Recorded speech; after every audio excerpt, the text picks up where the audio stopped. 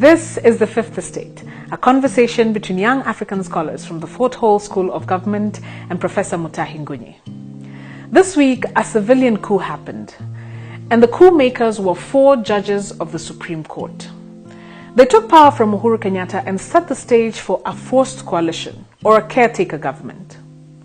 Although their decision has been described as bold and historic, we disagree violently. In our view, the decision was downright reckless, wicked in its playfulness, and irresponsible in its lack of foresight. We have submitted in the past that the judiciary is the one to take us to war, and we made this submission when we discovered a certain pattern in judicial decisions. We discovered that every case Raila took to court, he won. This coincidence was too much, but now we see why. With this civilian coup, it is obvious that the stage for Raila to ascend to power through the back door has been set. And if this is true, we must take the 4 judges to the court of public opinion. In this court, we must charge them with high treason. Consider the arguments with us. For starters, the 4 judges did not give us reasons. They just ruled. If Justice Professor Ojwang and Justice Joki Dongo read a summary of their reasons, why did the 4 judges fail to do the same? We agree with Ahmed Nasir that this decision was political. It followed the Machiavellian principle that states the end must justify the means. Put differently, the 4 judges started with the end, a civilian coup. After 21 days, the means or reasons to justify the coup will be generated in form of a judgment. This is probably why they did not give us reasons. They do not have them. All they had was the end. But we have a second submission to make to the court of public opinion. The 4 judges discredited IEBC galore. Then curiously, they charged the same IEBC with the task of holding fresh elections in 60 days. In our view, a discredited IEBC can only give you discredited elections. Fact. Similarly, if we disband IEBC, an election in 60 days will be impossible. Fact. This political decision is therefore meant to result in a constitutional crisis. And the endgame is a caretaker government. Period. This is how a constitutional crisis will materialize. 1. The UN cannot conduct elections in Kenya. Only IEBC is allowed by the Constitution to do so. Fact. 2. The Supreme Court first discredited IEBC and then ruled that the same IEBC is to conduct the election. This decision cannot be reversed, it cannot be appealed, it is final. Fact. And this is why this judgment is political. It gives NASA the ammunition to sabotage the election. In fact, it gives them the license to ensure the election does not happen. By discrediting IEBC, the judgment gives NASA grounds to call for its disbandment. With this, IEBC will either be forced to resign or be driven out of office through mass action. By the time a new commission is constituted, procurement of ballot papers is done, and the electronic tallying system firewalled, it will be Christmas. In sum, this judgment is a misengineering of justice. It orders an election on the one hand and sabotages it on the other. And this is why the court of public opinion must judge the 4 judges harshly. More so if a constitutional crisis materializes. But what is the NASA endgame? Why is sabotaging the election a strategy for them? What will this result in? For starters, NASA did not dispute Uhuru's numbers at the Supreme Court.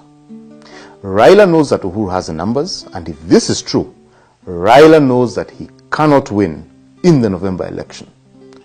His best bet, therefore, is to have the courts propel him to power. And there are 2 avenues here. The first has already happened. It is a civilian coup. And the logical sequence of this coup was to be a botched election that would lead to a government of national unity. If this fails, then the second strategy kicks in.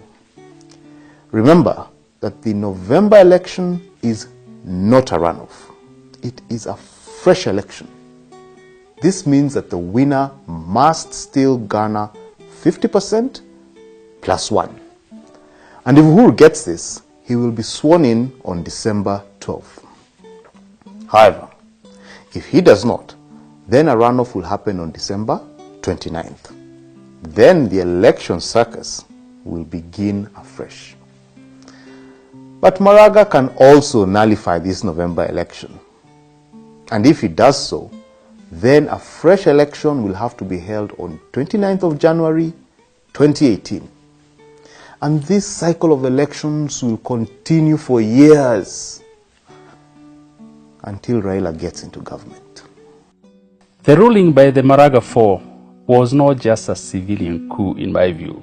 It was an act of high treason. It was an act of misengineered justice. It was an act of subversion, an act to overthrow the will of the people using technicalities. If this is not treason, I have no idea what treason then is. And this is why history will not be kind to the Maraga Four.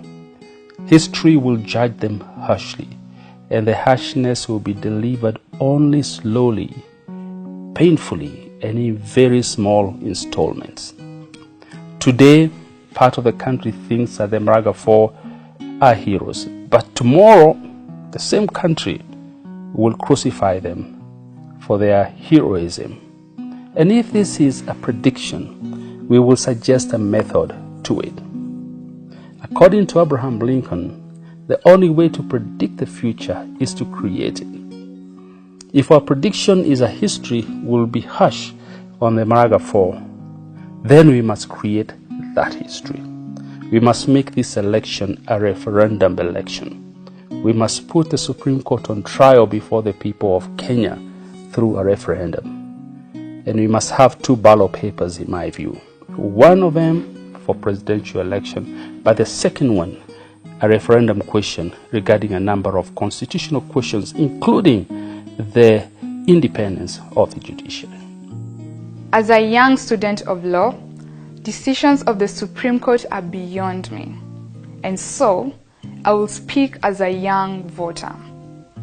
If 15 million people voted and 4 judges nullified their will, is this what they call constitutional democracy? Is it right to give one judge the powers that are equivalent to the will of 4 million people? Is it right for one judge to rubbish the will of 4 million people in the name of judicial independence? If this is constitutional democracy, it is also a form of democratic theft. We must change it. But I have another point. If 4 people can overturn the will of 15 million people, how do we know that the 4 people are good people, that they are not corrupt, and that their actions are patriotic? I submit that we have no national barometer for measuring such virtues. In sum, the 4 judges who executed a civilian coup have no checks and balances. They are not accountable to anyone but to themselves. And this is why we support President Uhuru's plan to drain the judiciary swamp. And now, our final thought. In the past, we were told that the judiciary was a swamp, a stinking swamp, infested with bad morals and corruption galore. Then we got a new constitution and assumed that we had drained the swamp. But did we drain the swamp? Is that the stench of justice coming from this swamp?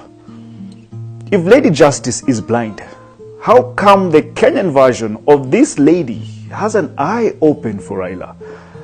How come the results of all Raila cases are predictable?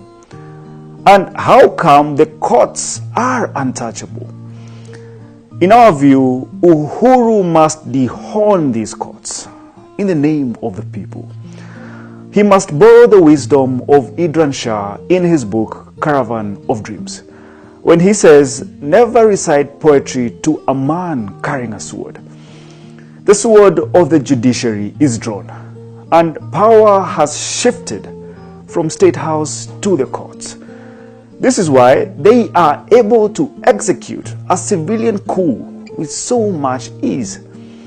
If Uhuru does not arrest this trend, country will snap.